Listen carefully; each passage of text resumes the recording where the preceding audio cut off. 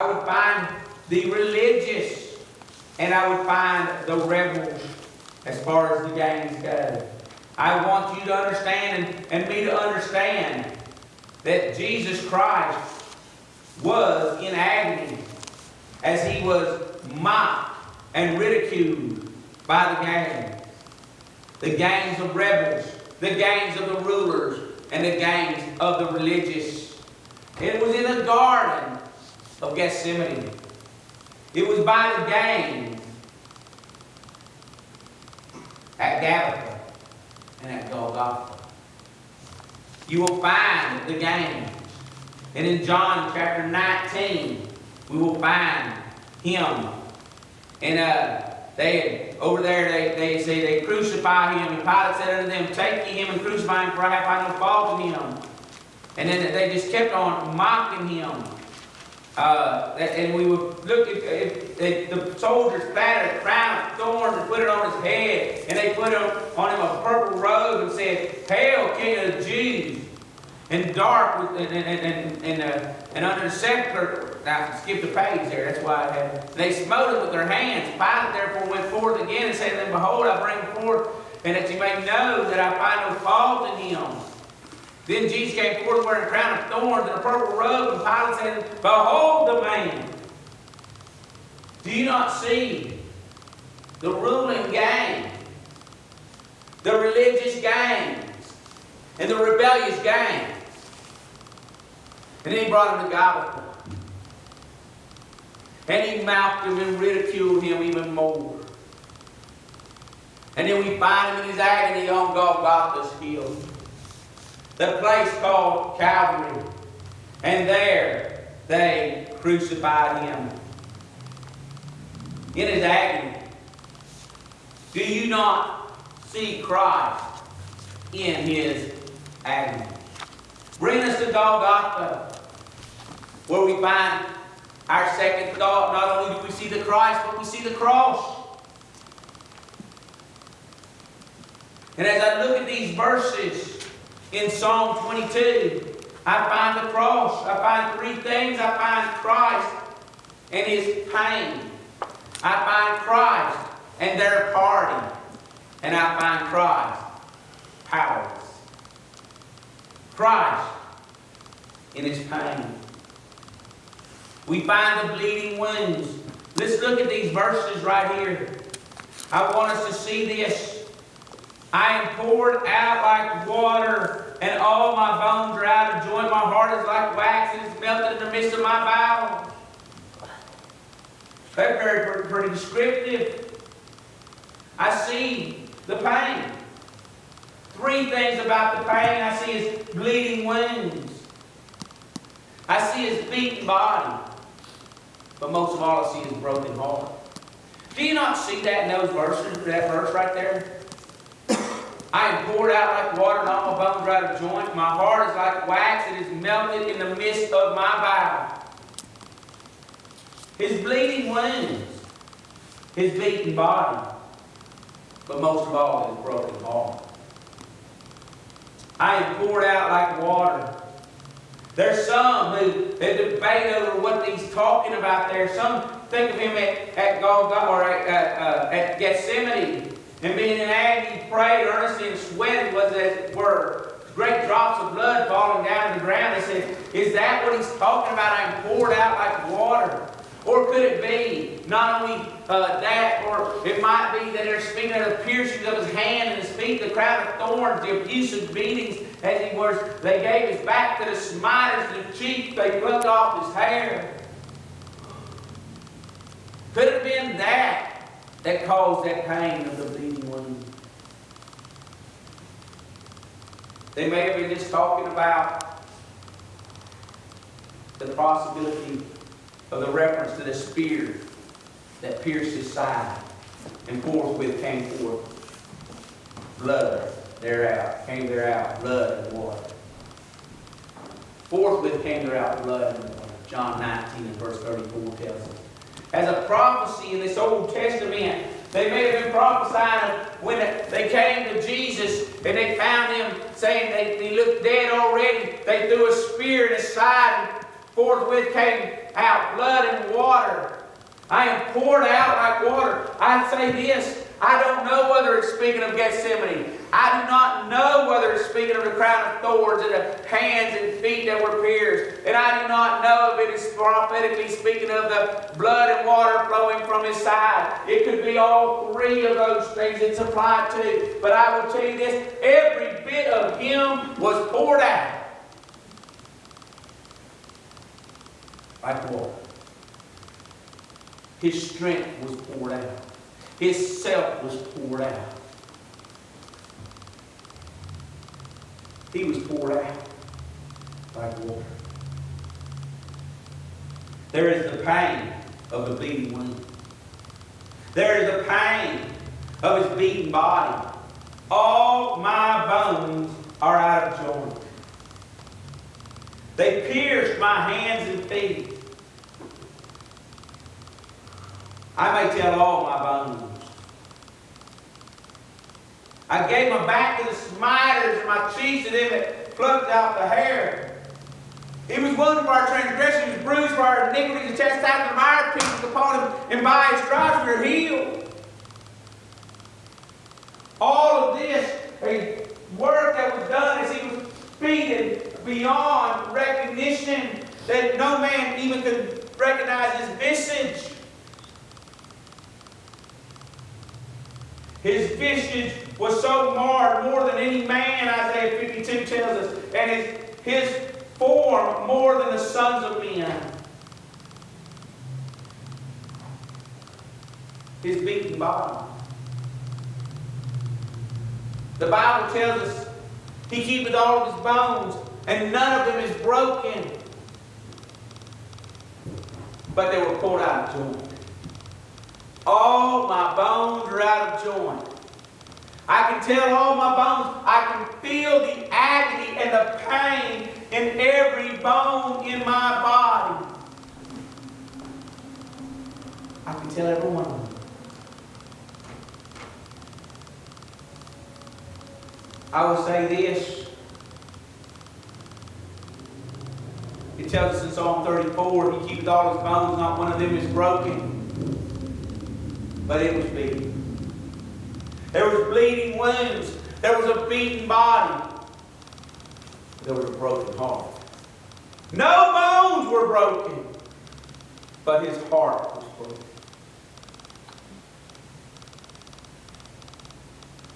His heart was broken. My heart is like wax that is melted in the midst of my bowels.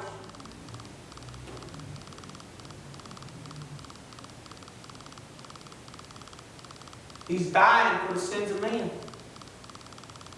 And men disparage the Son of God. He's crying out, Father, forgive them. They know not what they do. Do you not hear the brokenness of his heart as they mock him and ridicule him? They walk by, shooting out the lip, saying, he trusts in the Lord, let him deliver him, see he delighted in him.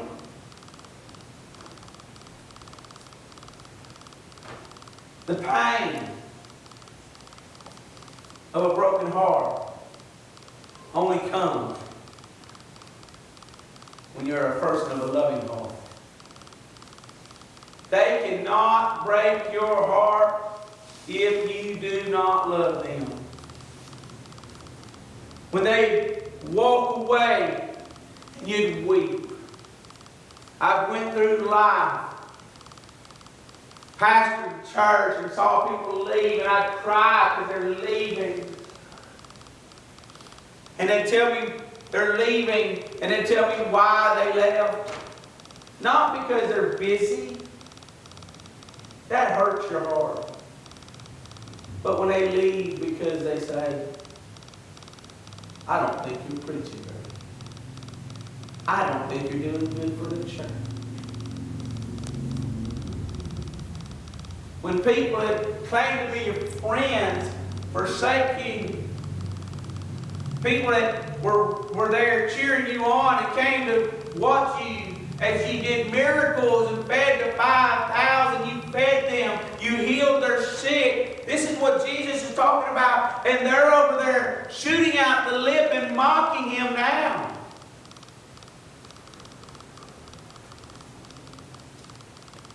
Do you not believe that there's some of those ones that are at the cross now that were in that 5,000 plus women and children that were failed?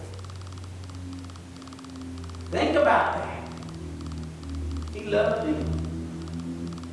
Yes, I say this, there was pain of the bleeding wounds.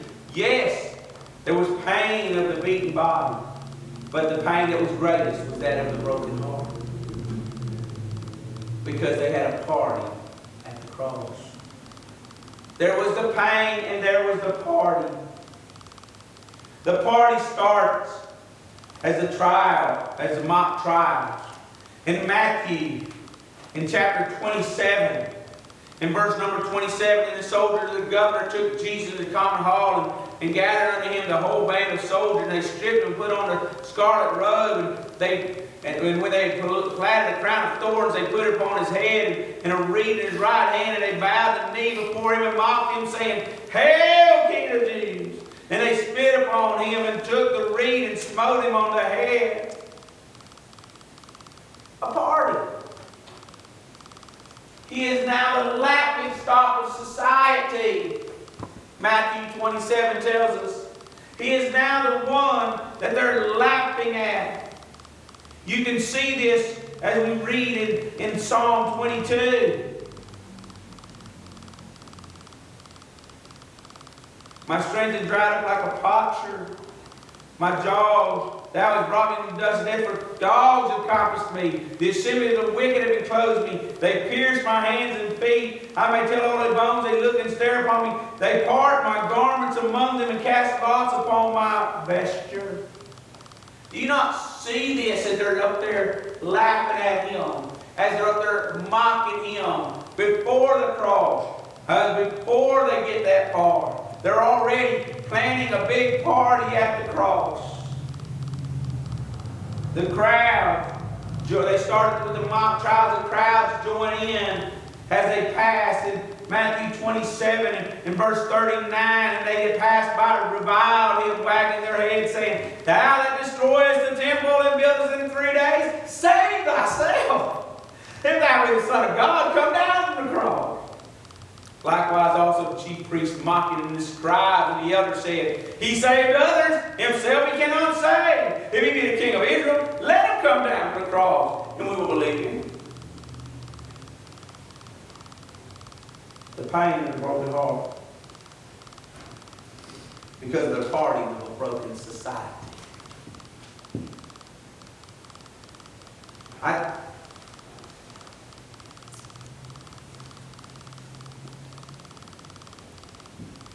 I think about life when people think about the death penalty. Now, I am not anti-execution, but I am anti-light up over Sparky. I am anti-get you a lunch together and let's go to the hanging. Oh, don't tell me they didn't do that. And don't tell me they did not get out in front of the walls in Texas, the prison in Huntsville, and have parties almost, saying, light up old Sparky! Get rid of him! And mock people that are going off into eternity. That is a lie. We think so little of life in our society that people have parties. Just let them fry. That's how they work. What should be a somber moment becomes a spectacle. That's true of the death penalty in America. But more so when it's the Lord of glory. A man who went about doing good. And they had that same attitude. I say this, there's the pain, there's the party, and there's his powerlessness. He became powerless You say, I do not believe that Jesus was ever powerless. My strength is dried up like a potsherd, and my tongue cleaveth to my jaws, and thou hast brought me to the dust of death. That's what it says. My strength is dried up like a potsherd. When Christ was made in the likeness of sinful flesh, He gave us His right to self-rule. He gave us His right to self-reliance. He yielded fully to the Father. Being found in compassionate man, He humbled Himself. He saved others. Himself, He cannot save.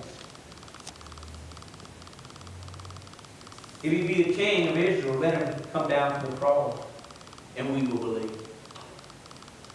Why did He come down from the cross? Because He gave up the right to rule His own life, and so He was living His life. The Father had forsaken Him, and He'd always lived His life by the power of the Holy Ghost, because He had the Spirit without measure, but he was in the process of giving up the ghost, and the Father had forsaken Him. And here He is saying, I can't do it in my own strength, even though I'm God of glory. I cannot do it by the Spirit, the power of God. I have no choice but to rely on the power of man. See, He went through His whole life always doing those things that please the Father. Jesus Christ limited Himself purposefully from using His own power. When He healed somebody, it wasn't healing somebody in the power of Jesus Christ. He was healing them in the power of the Holy Spirit of the Father. He didn't do it just because I want to do this. He did always those things by prayer and supplication with thanksgiving. He let His request be made known unto God. He lived just like you and I did. We can have all the power we need to do all God wants us to do, but in and of ourselves, there's no power. When I'm weak, then is He strong. I say this. He was powerless by choice, but He was powerless altogether. The one who could bring water from a rock, could part the seas, was unable to give Himself a drink when He was dying on the cross. He says, I thirst. He who is able to give living water could not even give life-sustaining water to Himself.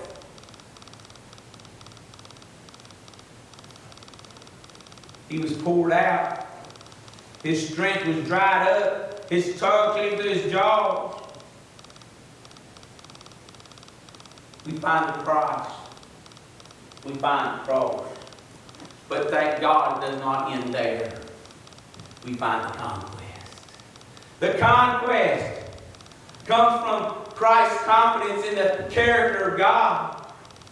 We find Him over there in the beginning of this song. But Thou art holy, O Thou inhabitants the praise of Israel. Our fathers trusted Thee. They trusted Thou didst deliver them. They cried unto Thee and were delivered. They trusted Thee and were not confounded. And then we come to the end. After He suffered the cross, the agony, the pain of the bleeding wounds, the pain of the beaten body, the pain of His broken heart. As He suffers all of those things, and He ends up in a conquest. Do you not see this? As He says, O my strength, haste Thee to help me. Be not far from me, O Lord. O my strength, haste Thee to help me. Verse number 19. There's a conquest. Because of his confidence in God's character, he continued to pray. And my friend, if you've got confidence in God's character, you will not stop praying no matter how hard it gets. He continued to pray.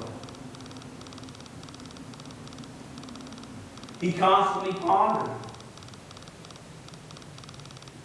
And he commands praise.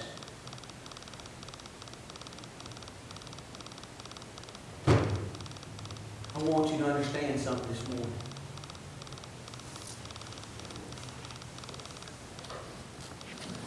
The Lord of glory, the Lord mighty in battle, the Lord, the King of glory, loves you. Laid down his life for you. Did all of those things for you. He became flesh and dwelt among us for you. Yes, it was because to please the Father. But he went to the cross not just to please the Father, but to save you and I. For the joy that was set before him, he endured the cross, despising the shame. So that he could see the conquest ahead. Christ came. Christ died.